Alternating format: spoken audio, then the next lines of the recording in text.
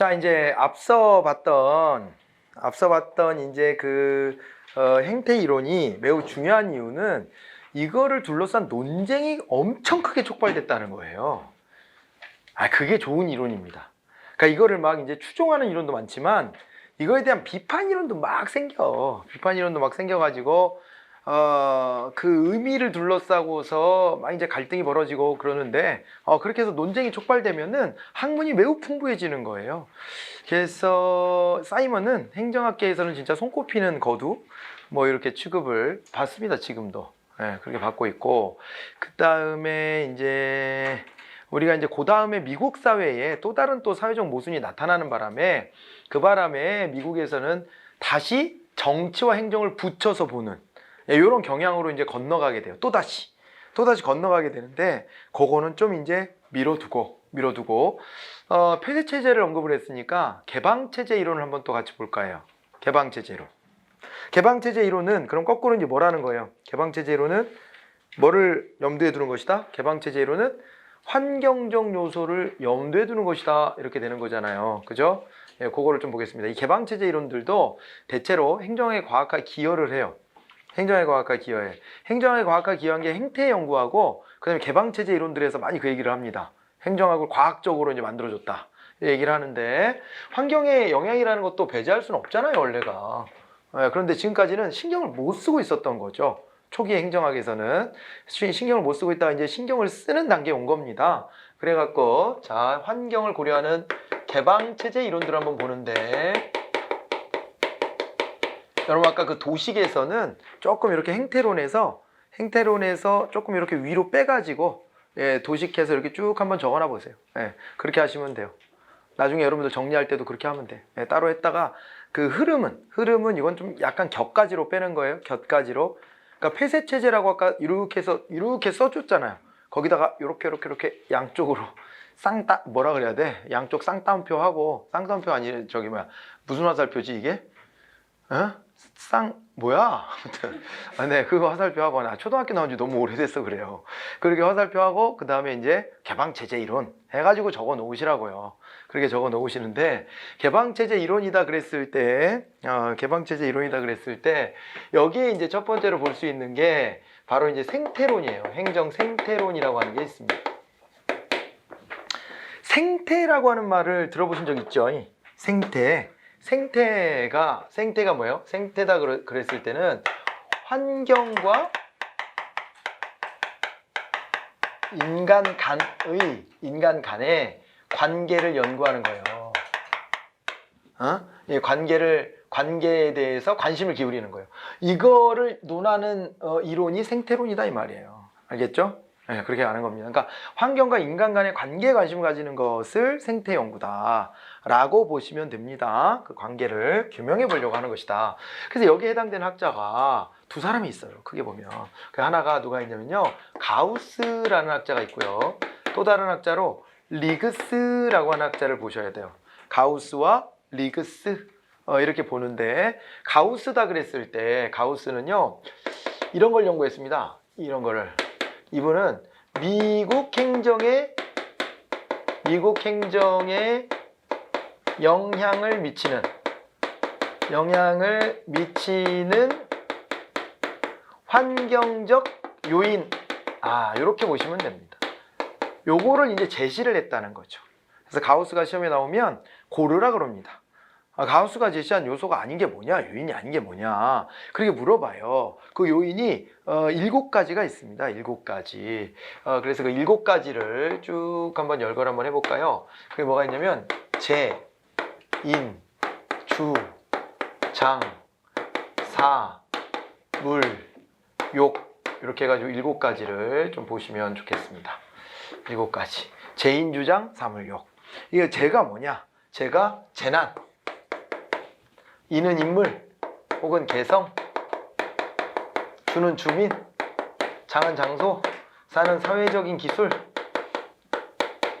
그 다음에 물은 물리적인 기술, 이게 되고, 욕은 욕구 내지는 가치관, 이념, 뭐 이렇게 보시면 되죠. 이런 것들이 됩니다. 이런 게. 이게 미국 행정학에 영향을 미치는 요인들이래요.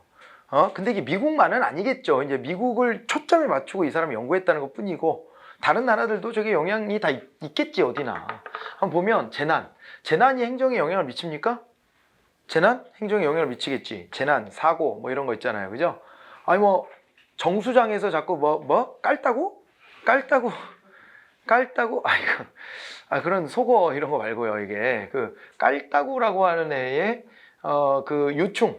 이런 게 자꾸 이제 발견되지 않습니까? 예, 그래가지고, 요거가 자꾸 발견되면, 이제 정수장 운영하는 매뉴얼이 달라질 거예요. 이런 게 자꾸 생긴다. 야, 이 관리, 리스트에 넣어라. 넣고 철저히 관리해라. 뚜껑이라도 덮든가. 미안합니다. 무식해서. 뚜껑 덮으면 좀 안 생기나? 자, 아무튼 간에 뭐라도 좀 해라. 이렇게 되겠지. 방법을 찾겠지. 그러지 않을까요? 일본은요, 지진이 하도 많이 나니까 건물 준공 허가 같은 거 해줄 때, 그럴 때 어떻게 해요? 그럴 때 내진 설계가 돼 있나? 이런 거를 기준으로 삼잖아요. 우리는 잘 안 하잖아요. 우리나라에 지진 나면 그래서 다 큰일 난다, 이거 건물. 이런 얘기들도 하지 않습니까? 내진 설계 같은 거, 이런 것들을 의무화하는 것도 이 재난 같은 거에 대한 대응이라고 봐야 되겠죠. 그러지 않을까요? 네, 그러니까 이 재난이 얼마나 발생하냐에 따라서 이게 달라진다. 인물 개성, 사람들의 어떤 특성 같은 것도 반영되는 거고요.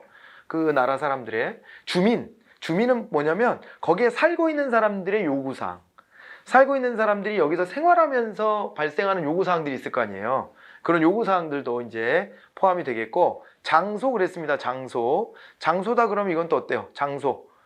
그러니까 거기에 지리적인 환경 같은 것도 영향을 줄 거 아니에요. 그런 개념으로 보시고, 사회적 기술이다 그랬는데 저건 뭐 제도 같은 거를 어떻게 운영을 잘하냐, 이 사회의 그 운영 능력이 얼마나 되냐, 제도의 운영 능력이 얼마나 되냐, 이런 것들이 사회적 기술이라 볼 수 있겠고, 물리적 기술 그랬을 땐 진짜 테크놀로지적인 것을 얘기하는 거겠죠. 그죠? 왜냐하면 우리가 뭘 행정을 하려고 해도 기술적인 뒷받침이 안 되면 못하는 거예요. 지금 저런 거 태양광 같은 걸로 바꾸고 싶지만은 당장 못하는 이유가 왜 그래요? 저 그런 얘기 했잖아요. 우리나라가 여전히 무슨 석탄 이런 발전소, 화력 발전소 비중이 40%가 넘어요. 이거 줄여야 됩니다. 줄여야 되는데, 그러면은 줄이려면은 뭐 해야 돼? 바다 위가 됐건 아니면은 어디 새만금 간척 사업한 데다가 그거 설치한다는 발표도 있긴 했는데, 그 태양 전지판을 쫙 깔아가지고 그래가지고 태양열을 수집하든가 뭘 해야 돼요. 그런데 그게 비용 대비 일단 효과가 제대로 나와줘야 되고, 그리고 또 뿐만 아니라 이거 나중에 걱정되는 그 전지판을 폐기할 때는 환경오염이 없나? 이런 것도 생각해 봐야 돼요. 당장 좋다 뭐 이런 거가 능사는 아닙니다. 그러니까 이런 것들을 다 이제 어떻게 보면 이 물리적인 기술로도 뒷받침을 해줘야 돼요. 전기차, 내연기관 뭐 이런 거 좀 그만해야 되는 거 아니에요? 근데 그게 물리적 기술이 또 전기차가 좀 상용화될 수 있을 정도까지 올라가야 되잖아요. 아직은 불편한 게 많아요. 응? 제가 제주도 가서 한번 빌려서 이거 플러그인 해보니까 너무 불편해. 가가지고 항상 저 고민만 하고 있어야 돼. 저 고민만. 이거 어디다 꼽아야 되나. 이 고민만 해야 돼. 그리고 꼽아놓고 저게 빨리 되는 것도 아니고 말이에요. 불편합니다. 저걸 뭐 급한 일 있을 때 방전돼 있어. 헐, 그러면은 지금은 그냥 대충 이렇게 근처 주유소 아무 데나 가서라도 좀 넣으면 되지만은 아직은 안 되지 않습니까, 그게. 그리고 꼽아놓고 한참 기다려야 돼. 저 출근 1시간 늦습니다. 이러고 시작해야 돼. 이게 그러니까 기술도 되게 중요하다는 거예요. 행정을 집행할 때 이 물리적 기술도 중요하다. 그리고 욕구, 사람들이 원하는 바가 뭐냐? 근데 이 원하는 바는요, 인간은 짐승이 아니기 때문에 이 원한다는 게 짐승스러운 면도 있지만은 안 짐승스러운 것이 내 욕구로 가기도 합니다. 그렇잖아요, 그죠? 안 짐승스러운 거? 그런 게 뭐가 있을까? 우리가 이제 뭔가 사회적으로 개조해야 되겠다라고 생각하는 것들, 이런 것들이 있으면은, 가치관이 있으면, 그러면 내 욕구가 통제가 되죠. 기존의 어떤 지금까지 생활해왔던 패턴이 좀 이제 통제가 되고 새로운 어떤 생활 양식 같은 것들을 표방하기도 하잖아요. 그런 것들도 이제 같이 여기 스며든다, 이렇게 보시면 되겠죠, 뭐. 그죠? 그래서 이런 게 바로 행정에 영향을 미치는 요인들이래요. 예, 동의가 되죠. 저런 게 행정인들한테 큰 영향을 주겠다. 행정인들이 이런 거를 감안하지 않을 수 없겠다. 이렇게 하시면 되고요. 그 다음에 있잖아요. 리그스로 한번 가봅니다. 이제 리그스. 이건 간단히 요건 리스트 딱 잡아내면 돼요. 그리고, 리그스로 가보면은, 리그스는요, 사회 이원론을 제시했었다가, 사회 이원론에서 요것을 사회 3원론으로 이제 확장해가지고 설명을 했던 학자입니다. 근데 이분도 이제 생태론이라 그랬잖아요. 개방체제 안에서 사회를 두 종류로 나눴다가 세 종류로 나눴다 뭐 그런 얘기인데, 두 종류로 나눌 때요 이렇게 나눴었어요. 처음에 융합사회부터, 융합사회가 있고요, 그리고 분화사회가 있대요. 융합사회라는 게 있고, 그리고 분화사회가 있다는 거예요. 분화사회, 이렇게 나눠진다는 것인데, 융합사회, 분화사회로. 그런데 융합사회다라고 했을 때, 융합사회다라고 하면은 이거 농경사회를 말하는 겁니다. 농경사회를 말하는 거예요. 농경사회니까 전통사회이거나 아니면 또 이제 후진국 같은 데가 주로 여기에 좀 들어가지 않을까요? 이런 데 들어가는 거예요.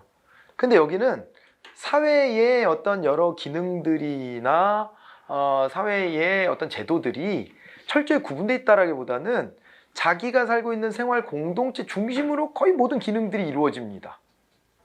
그렇지 않습니까? 네, 그래서 가족, 친족, 지역사회 정도? 요 안에서 무슨 뭐 애를 낳고 키우고 양육하고 교육하고 그 다음에 경제적으로 책임지고 뭐 그리고 노인 보호하고 놀이하고 이런 게 뭐 종교까지도 심지어는 그 지역사회에서 다 이루어져 버려. 그런 경우들이 많아요. 그래서 이게 이제 이 융합사회다라고 했을 때는 안방 모형이라고 해서 굉장히 또 권위적이기도 하고요. 여기 농촌사회에는 나이 든 남자가 중심이 돼요. 대부분. 왜 그래요? 나이 많은 남자. 일단은 남자가 여자보다 농사 짓는 데에 기본적으로는 이제 육체적인 힘이 더 세기도 하고, 또 뭐 그러다 보니까는 생산성이 더 좋다라는 이유 때문에 남자들이 우대받는 사회 구조가 되고, 사실은 여자들 되게 개고생하고 사는데 저런 사회 보면 애 키우는 거는 뭐 여자 몫으로 다 떠넘기고요, 가정살림 다 떠넘기고, 그 여자들도 밭일한다? 그래서 되게 억울해. 되게 억울한데 아무튼 그 중심이 가부장제적으로 이렇게 형성이 주로 돼요. 주로. 그래서 가끔 보면은 모계 사회가 있는 데들이 있잖아요. 가끔 전통사회인데 그런 거는 작은 소규모 공동체인데 거기가 보면은 밭농사 중심인 사회일 때 뭐 그런 게 되거나, 아니면 남자들이 어디 나가서 많이 죽었어. 그렇게 되면은 남자의 가치가 또 올라가겠구나. 그거는 취소하도록 하겠습니다. 그거는 경우에 따라 다를 수 있겠다.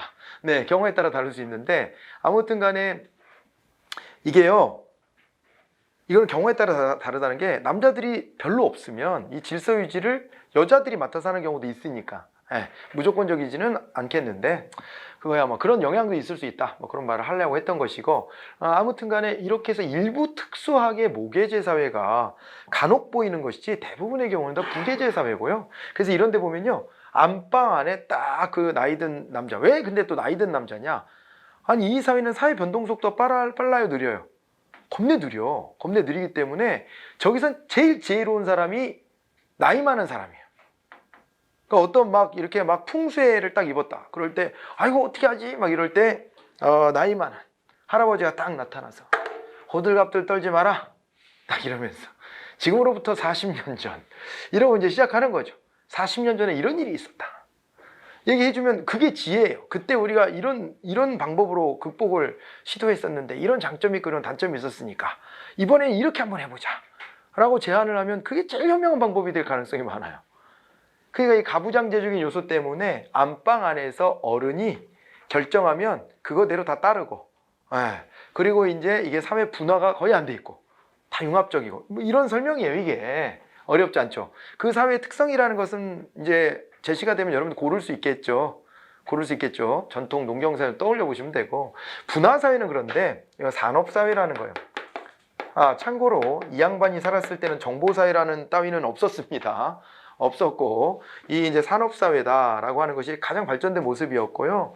그래갖고 이것이 이제 오늘날 현대의 선진국 사회 같은 데에서 주로 이제 분화사회 같은 것들이 오는 것인데, 이거를 이제 관청 모형이라고 설명을 해요. 관청 모형 혹은 사무실 모형이다, 이렇게 얘기를 하는데, 아니 경제생활은 관청, 사무실 이런 데 와서 하고, 그런 거 하고, 교육은 교육기관에서 하고 말이야. 사회부장은 사회부장을 해줄 수 있는 곳에서 하고, 다 분화를 시켜야지. 종교도 종교시설 가서 하고 이렇게 나눠진다라는 거예요. 이 사회가 되면 분업화가 된다. 예, 분업화가 된다. 사회 전체적으로도 분업화가 되는 거예요. 각자가 맡고 있는 직업의 다양성도 생기고. 그래서 이거를 이제 분화사회라고 하는 것이다. 분화사회. 그래서 처음에는 사회 이원론을 주장했으니 여기서 일로 가는 거 아니겠느냐 라고 설명했고, 그 다음에 행정과 관련해서는 요런 사회에서는 요런 것들의 영향을 행정이 받는 것이고, 요렇게 된 사회에서는 요거의 영향을 또 행정이 받는 것이다 라고 했는데, 그랬더니 문제 제기가 들어갔어요. 그러면은 개발도상국은 어디야? 여기야. 질문을 받았죠. 개발도상국? 개발도상국은 좀 중간이네. 그러면 좋아. 여기에다가 하나 더 넣자. 프리즘 사회라는 걸 하나 더 넣자 해가지고요. 이제 프리즘 사회라고 해서 이게 어떻게 된 거예요? 프리즘 사회라고 해서 사회 3원론이 된 거죠. 이제 프리즘 사회 하나를 딱 넣는 겁니다. 여기다가 이렇게 딱 넣어가지고, 그래서 여기서 일로 이렇게 해서 일로 가는 것으로 이렇게 다시 설계를 했죠. 프리즘 사회다 그랬을 때는 이거는 이제 개발도상국, 발전도상국에 대한 얘기가 되고, 그 다음에 여기는 말이에요. 여기는 안방 모형, 관청 모형의 중간으로 살라 모델이라 그래갖고 사랑방 모형이라고 제시를 해요. 사랑방 모형. 아직 마당 안에 있네. 그죠? 그래도 집 대문으로 안 나갔어. 아직 나가서 사무실로 아직 거기까지 안 가고 안방에 있었 나와가지고 문 앞에까지는 왔다. 사랑방이니까. 이런 비유적인 표현입니다. 가만 보니까 말이에요. 태양이 이렇게 있을 때, 태양이 있을 때 쫙 해가지고 햇빛이 들어와서 어떻게 되는 거예요? 프리즘을 거쳐서 슝슝슝슝슝슝슝, 이게 프리즘을 거치면은 빛깔이 여러 개로 분산되잖아요. 이런 거에 빗댄 겁니다. 그래서 여기가 융합사회, 여기가 프리즘 사회, 여기가 산업사회, 그러니까 저 분화사회 분화사회, 이렇게 이제 된 거죠. 설명이 이런 비유였다라고 해서 찾아내 주시면 됩니다.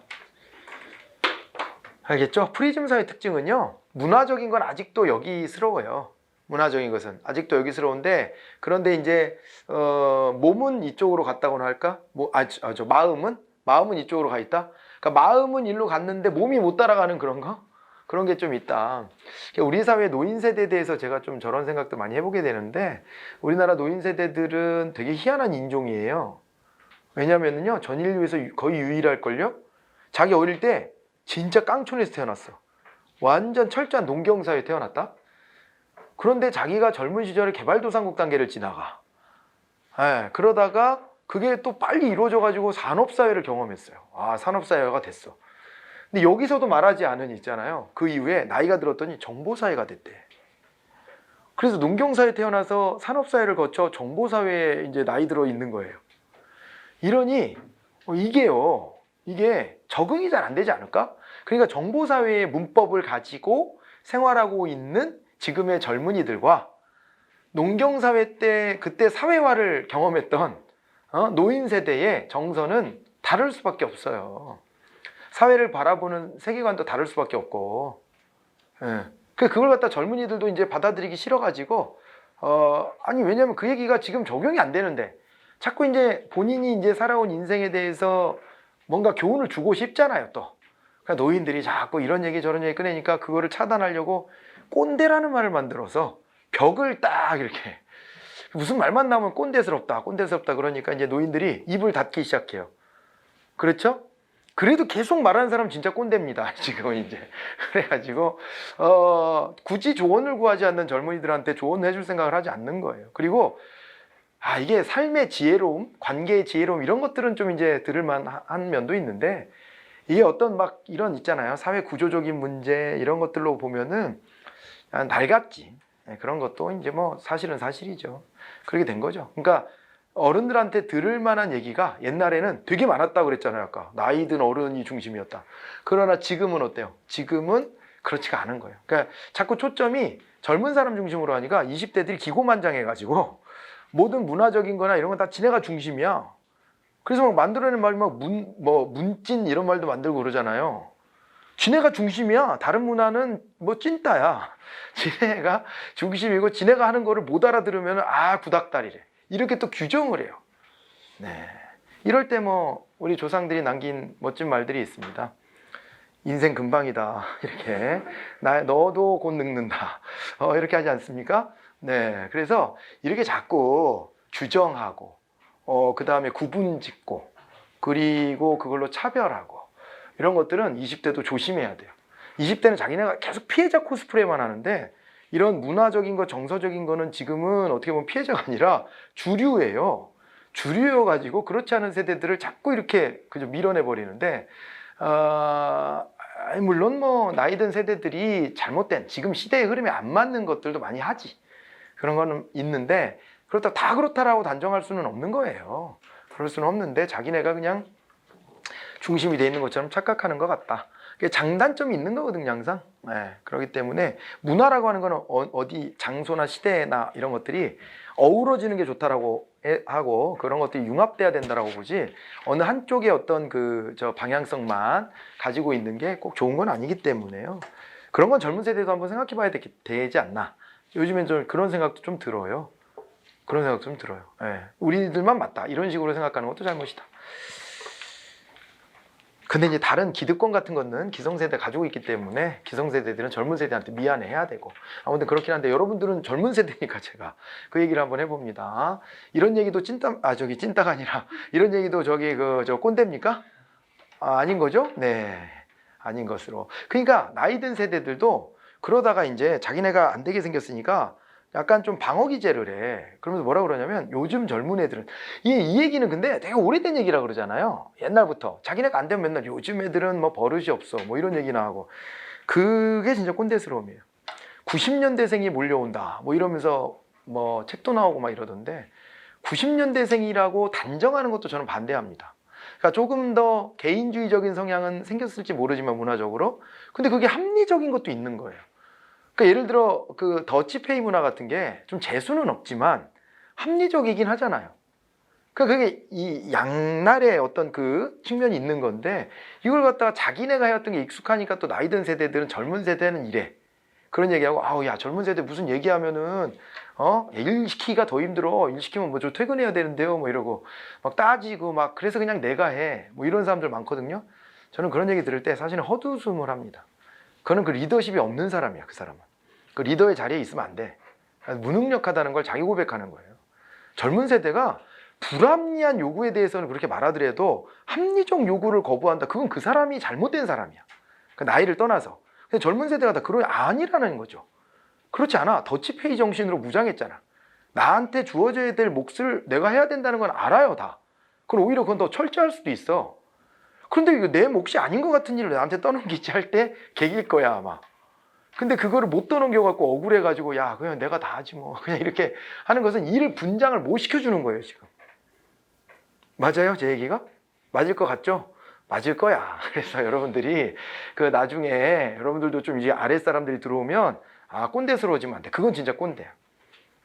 지 무능력을 딴 사람한테 떠넘기는 거예요. 그러지 말고 합리적으로 일을 주고 자기도 할 만큼의 일을 하고 솔선수범하면 사람들이 그걸 다 알아요. 근데 그렇게 안 하고 다 지 할 일을 떠넘긴 것 같으니까 젊은 세대도 뭐라 그래야 돼? 용기를 내서 아, 저 이것까지는 좀 힘든데요? 이렇게 말하는 거예요. 그러지 않을까? 그러는 거고 자기네들이 또 어릴 때는 그렇게 또 상사 뒷담화 했다가 지네가 올라가니까 또 그 반복 그 짓거리를 하는 거예요. 그래서 이런 그 세대 규정을 너무 이렇게 세게 하지 말았으면 좋겠는데 고민할 대상은 됩니다. 분명히 우리 사회는 이 세대 갈등이 클 수밖에 없는 사회구조를 가지고 있어요. 너무 단기간에 이거를 이렇게 경험을 다 해버린 거예요. 다 해버렸어. 저는 요 시대에 태어난 거예요. 저는 요 시대에 태어나서 요 시대를 거쳐 정보사회로 온 거지. 근데 저보다 윗세대, 노인 세대는 여기서 태어나서 여기를 거쳐 정보사회까지 간 거야. 여러분들은 아마 요 시대 태어난 세대라고 봐야지. 사실상 요 시대 즈음에 태어났다가 정보사회로 확 넘어오는 시기에 큰 거예요. 그렇게 됐기 때문에 다를 수밖에 없어요. 저랑 여러분들 세대도 차이가 뭔지 알아요? 저희 세대는 모니터로 뭘 읽는 걸 잘 못한다라고 호소하는 사람도 있어요. 그러니까 이게 익숙한데도 기왕에 볼 거면 뽑아서 밑줄 그면서 보는 게 편하다. 이런 사람들이 좀 많고, 여러분들 세대는 그냥 뭐 왜 이걸 뽑아?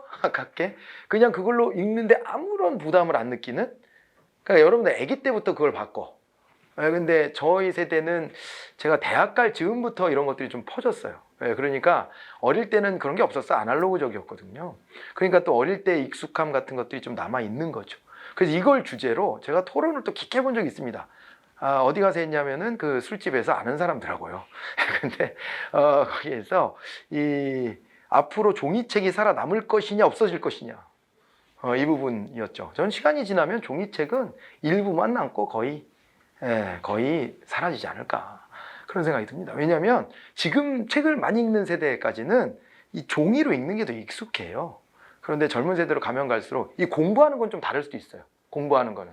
그렇지만은 저것도 요즘에는 이게 막 기기들이 기능들을 추가해 주잖아요. 또 거기에 익숙해질 거야. 또 여러분들보다 밑에 세대는.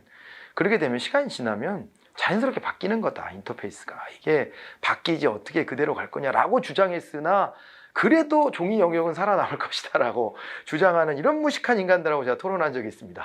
자, 근데 어쨌건 그때 좀 진 것 같아가지고 여기서 제가 복수한 거예요. 무식한 놈들이라고 안 보일 때 한번 욕을 해봅니다. 어쨌거나 이런 어떤 변화의 모습들이 분명히 있고, 요거에 대한 어떤 힌트를 준 거죠. 환경이 변하면서 사회 모습이 달라지고, 그럼 행정도 요 사회냐 요 사회냐 요 사회냐, 그 특징들을 딱 분석을 한 다음에 그 특징에 영향을 받아서 행정이 달라질 수 있다. 될까요?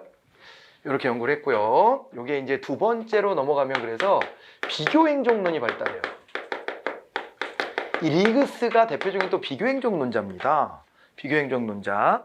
비교행정론의 계기는 어디서 왔냐면요. 비교행정론의 계기는, 이거는 이제 미국이 2차 대전 이후에 왕노릇 하려고 그랬죠? 세계의 왕노릇. 2차 대전 이후 미국이 그러기 위해서 돈을 좀 뿌려. 미국은요, 제일 돈이 이제 빵빵해졌습니다. 이 뉴딜 정책을 잘 극복한 것도 있었지만은, 한편으로는 미국은 본토가 훼손되지 않은 나라야. 미국은 자기네 땅에서 전쟁을 안 했어. 그때 대부분의 선진국들은 지네 땅 다 얻어맞았어. 얘는 안 그래. 그래가지고 잘 나가게 된 겁니다. 얘가 중심 국가가 돼가지고 2차 세계대전이 그 맹주가 되려면 좀 써야 돼. 전 우리나라도 이제 이 정도 지위가 됐으면 외국에다 막 퍼줘야 된다고 생각하는 사람. 그거 아까워하면 안 돼. 자꾸 이제 또 저 할아버지 세대들은 우리나라에도 굶는 사람 많다, 계속 이런 얘기하는데, 그러면은 우리가 계속 약소국으로 있는 거예요. 국제사회에 인도주의적인 것도 인도주의적인 거지만 윤리 도덕적인 면도 있겠지만은, 그걸 떠나서라도 우리가 국제사회에 목소리를 낼 수 있으려면 많은 돈들을 써야 됩니다. 우리가 왜 일본한테 밀리는데요, 국제사회에서. 일본은 돈을 엄청 써, 외국에다가. 학술 지원도 해주고 별의별 짓 다 합니다. 장기적인 포석을 가지고 사람들의 인식을 바꾸는 거지 막. 그 일본에 대해서 우호적으로 이제 태도를 보이도록. 근데 우리는 그런 걸 못 해왔잖아, 지금까지. 그러니까 우리가 밀리는 거예요, 외교 무대에서 자꾸. 그래서 앞으로는 우리도 그런 걸 해야 된다 라고 하는 것도 좀 있죠. 미국이 그걸 한 거야, 그때. 전후 복구가 일단 여기 급하잖아요. 그래서 이제 2차 세계대전에 미국의 국제 원조가 많았어요. 국제 원조가 많았는데, 하지만 말이죠, 이 원조의 결과가 상이한 거야. 이거 좀 왜 이러지? 야, 똑같이 돈 줬는데 쟤네는 잘 되는데 쟤네는 왜 저 모양이냐? 뭐 이런 거가 되는 거죠. 여기서부터 이게 환경에 따라서 행정의 양상이 다르구나.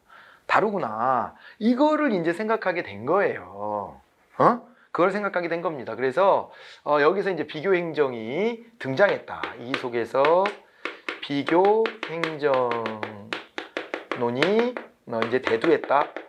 그런데 이게 중요하게 봐야 될 게 뭐냐면, 이 비교행정론이 말이에요. 비교행정론은 이게 그렇지 않습니까?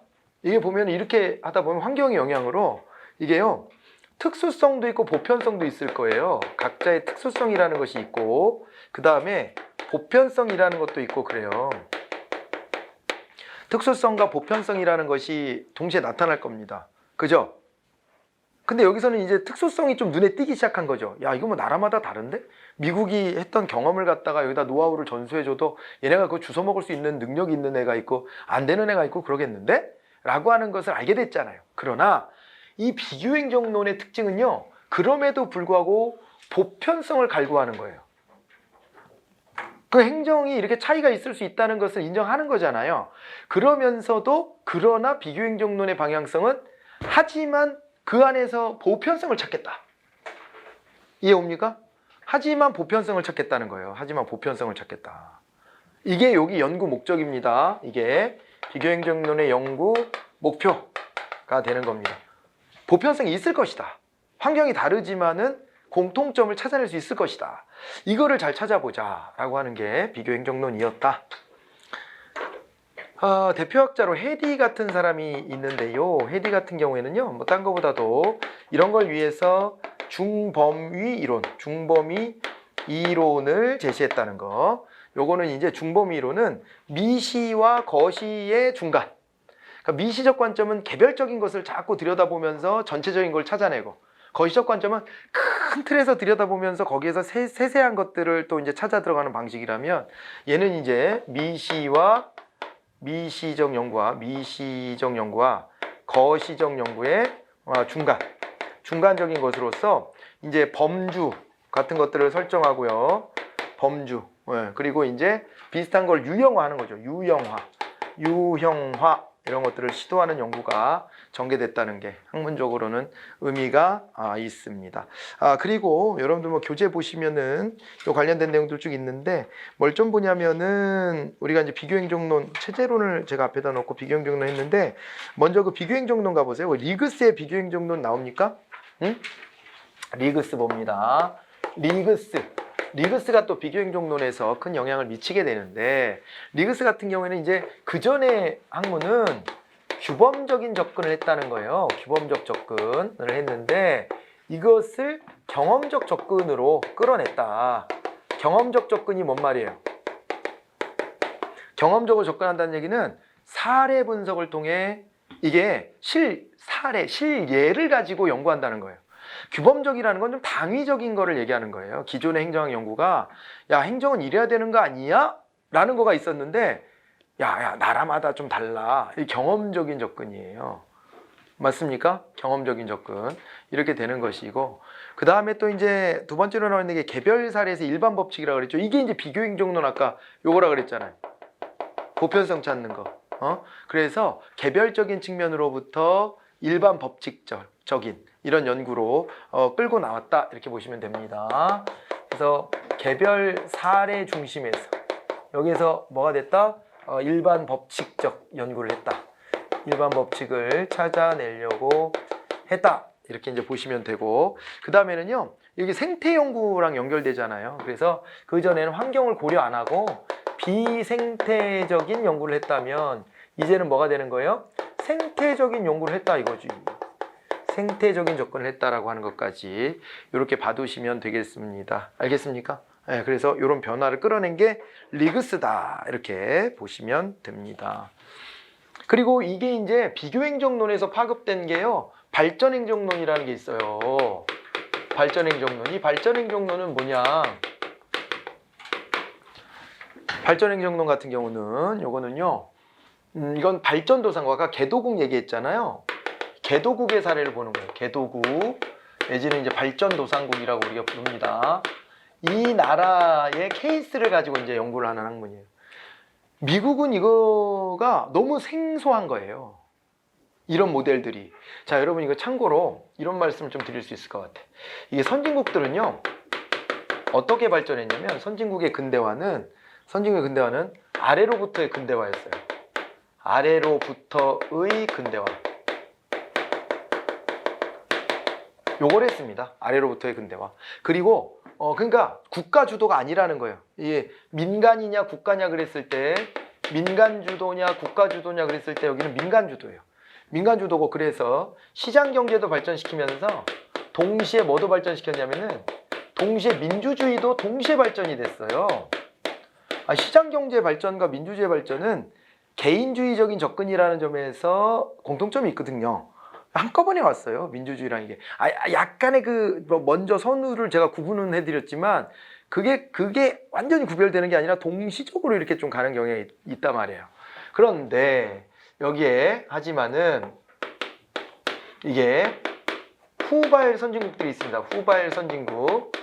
여기가 이제 독일과 일본 같은 나라가 되죠. 후발 선진국과 그 다음에 여기 개도국들 있지 않습니까?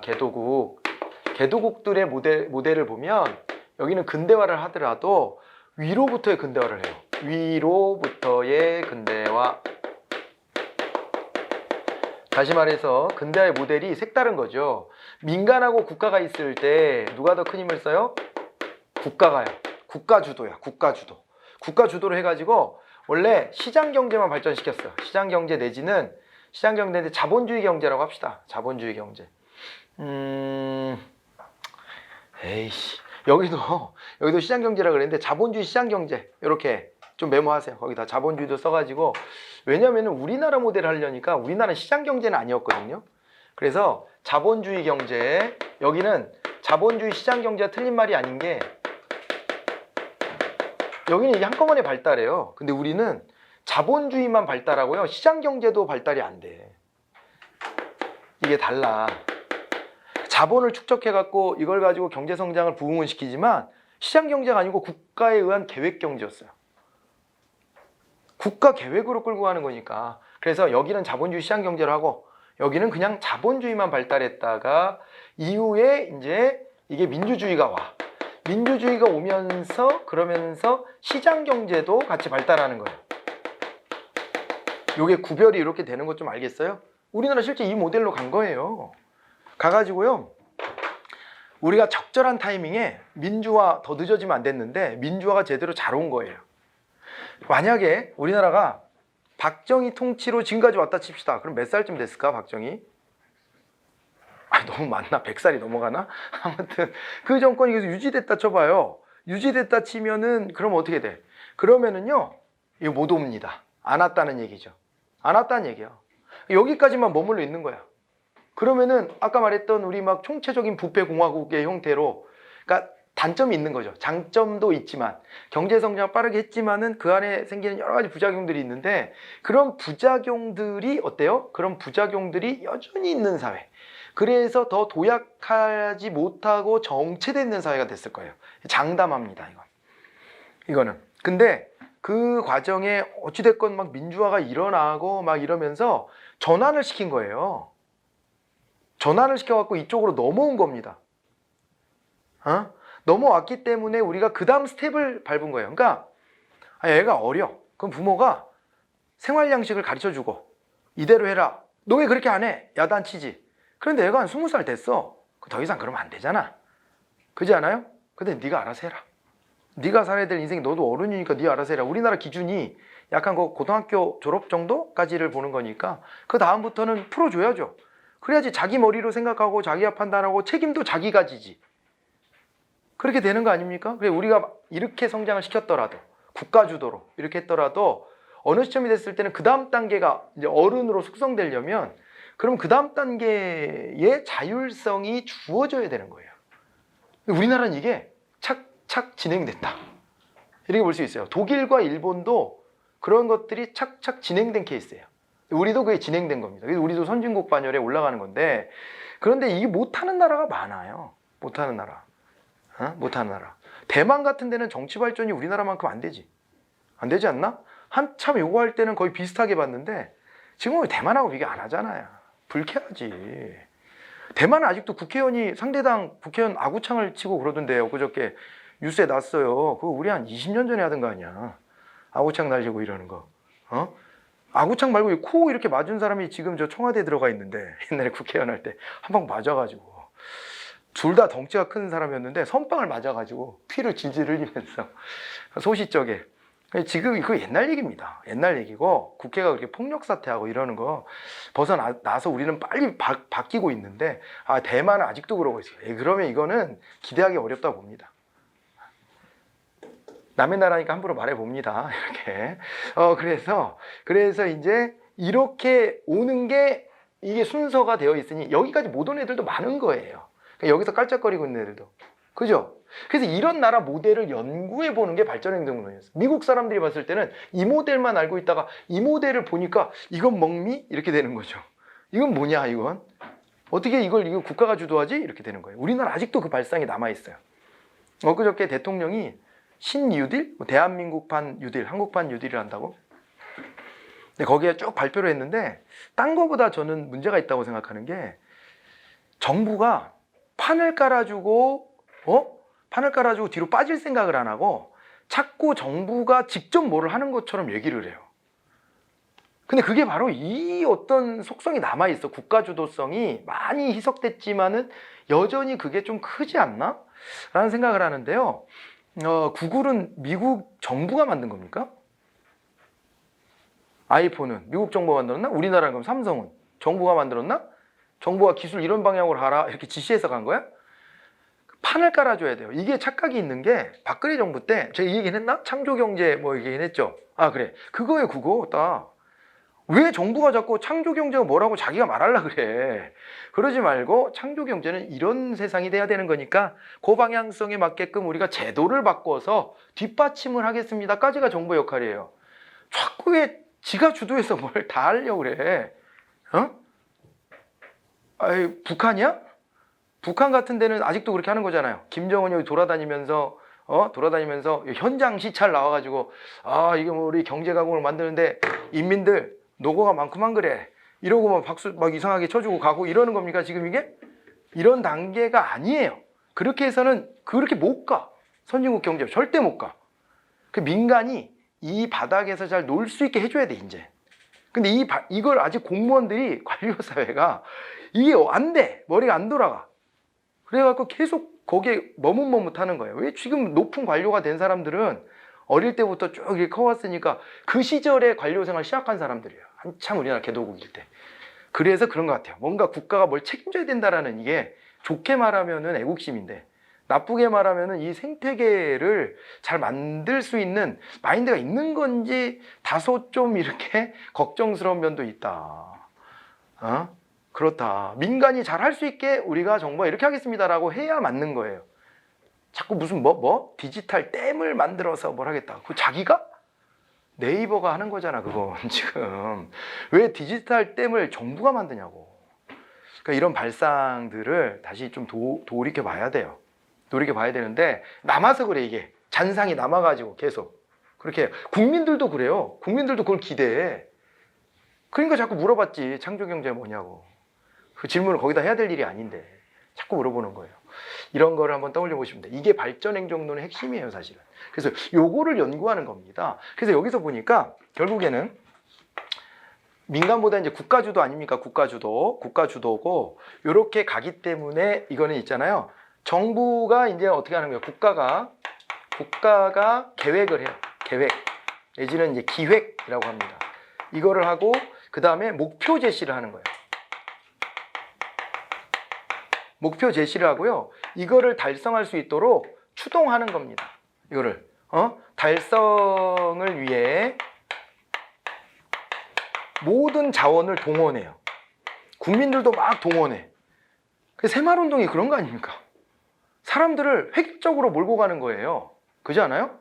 사람들 획일적으로 아침에 6시 되면 막 군대처럼 막 음악 틀어주고 그러니까 노래 알잖아요. 새벽종이 울렸네. 알죠? 몰라? 못 들어봤어? 그거를 아침마다 이장님 집에서 틀어준다는 거 아니야? 일어나라고. 군대야 군대 기상나팔 같은 거 부지런해야 된다는 거지. 아직도 안 일어나고 뭐하냐? 이래서 어떻게 되냐? 국가가 모든 걸 다 동원하고 그 틀 속에서 계획장거의 틀 속에서 움직이고 우리나라도 경제개발 5개년 계획도 있잖아요. 이런 거를 하는 거예요. 이런 거를. 그래서 이걸 통해서 목표 달성을 자꾸 이제 추동하니까 제가 그래서 지금 우리가 북한이냐라고 얘기해요. 북한도 그렇게 하고 있는 거예요. 근데 북한은 실패한 모델이고 남한은 성공한 모델이지. 그 정책을 운영하는 방식은 똑같은 거예요. 똑같은 거. 옛날에 박정희식 경제개발이 똑같은 건데 이제 이 결과는 매우 달라졌지만 저는 그게 북한도 이거가 안 돼서 그런 면이 되게 크다고 봐요. 이거가 안 되니까. 이거가 안 되면 그렇게 된다니까. 그런 결과가 그렇게 형편없을 수밖에 없습니다. 그런 거는 한번 생각해 보시고 자 그래서 여기로 오면은 여기서는요 효과성이라는 게 매우 중요하게 다뤄져요. 효과성을 추구하는 거예요. 효과성을 뒤에 가서 이것도 이제 행정가치 할 때 또 한번 말씀드릴 겁니다. 근데 효과성은 뭐냐면 목표의 달성도를 효과성이라고 그래요. 이걸 추구하는 거예요. 우리 5년 뒤 수출 몇 억 불 달성해야 된다. 이걸 국가가 딱 제시해. 그리고 무조건 시키는 거예요. 하면 된다 정신으로 몰아가는 거지. 그렇게 해서 막 또 실제 달성을 해. 그리고 옛날 사진 보면 그런 거 나오잖아요. 수출 몇 억불 달성 기념 탑 이런 거 막 세워놓고, 그러고서 이제 사람들을 막 잘했다고 막 칭찬하고, 그러고서 더 하자고, 허리띠 졸라 매고 잘해보자고 이런 것들로 몰아붙이잖아요. 그런 게 이제 효과성이에요. 이렇게 했기 때문에 빠르게 경제 성장했다라는 주장에 대해서 동의합니다. 저는 동의합니다. 그런 면이 있다라는 것에 동의합니다. 이게 처음부터 자유주의잖아요. 그러면 이게 단계를 제대로 못 밟아가거나 아니면 시간이 오래 걸려야 돼요. 얘네들은 이거 하는데 300년 걸려요. 300년 걸려. 이 틀을 잡아내는. 근데 지금 얘네가 주류가 돼가지고 싹 세계 경제를 장악하고 있기 때문에, 그렇기 때문에 우리도 얘네 모델로 이게 서서히 갔다면은 이게 쉽지 않았을 것 같긴 해요. 그렇지만은 그렇다고 독재를 옹호할 수는 없지만, 어쨌건 그 면은 또 그 면이니까, 그 측면은. 뭐 우리는 이제 우리의 인권을 유린당했지만은 한편으로는 그 독재 권력이 요거를 주도해서 성공시켰다는 점은 그건 참 다행스러운 일이다. 일단은 그 세상의 모든 독재 정권이 다 지네가 근대화하겠다, 잘 먹고 잘 살게 해주겠다 다 주장하지만 성공한 케이스는 거의 없거든요.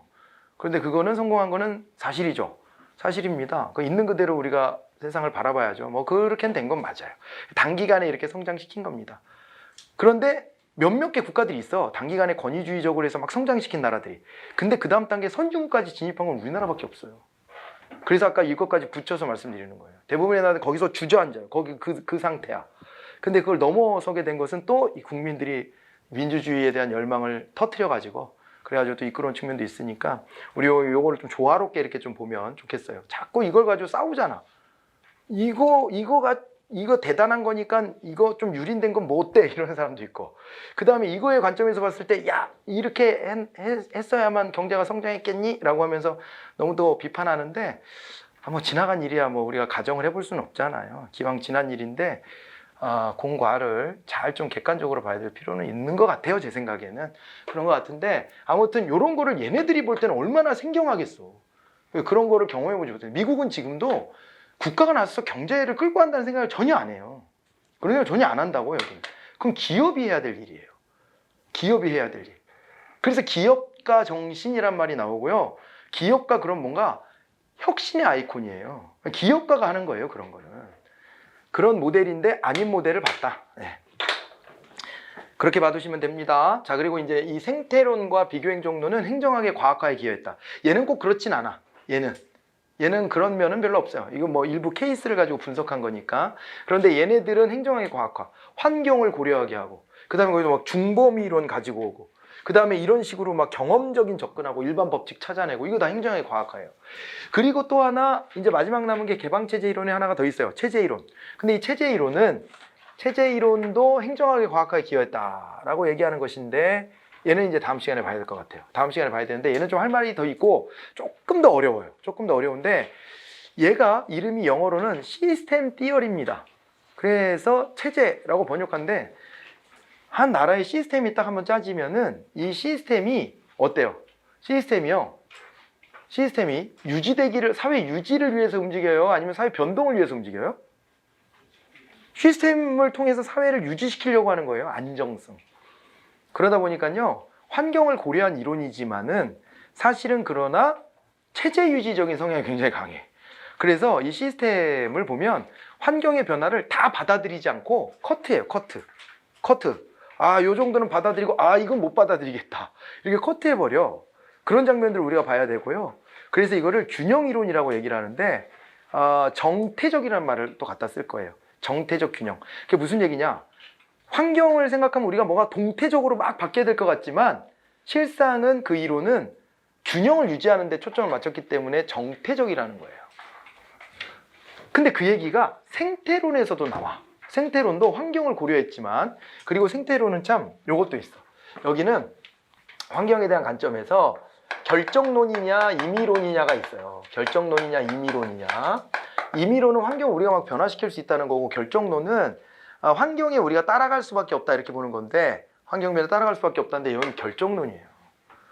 결정론이야. 그래서 최대한 우리가 적응을 잘해가지고 환경변에 적응을 잘해서 사회 유지를 하자는 게 또 요 관점이에요. 그렇기 때문에 얘도 정태적 이론이라 그래요. 환경에 영향을 받으면 동태적일 것 같잖아요. 근데 아니야. 이 현상을 유지하는 데 관심을 갖는 이론들은 정태적이라고 얘기하는 거예요. 알아들었어요? 알아들었어요? 어려운 내용이지만 제가 최대한 간결하고 쉽게 설명하려고 노력한 겁니다.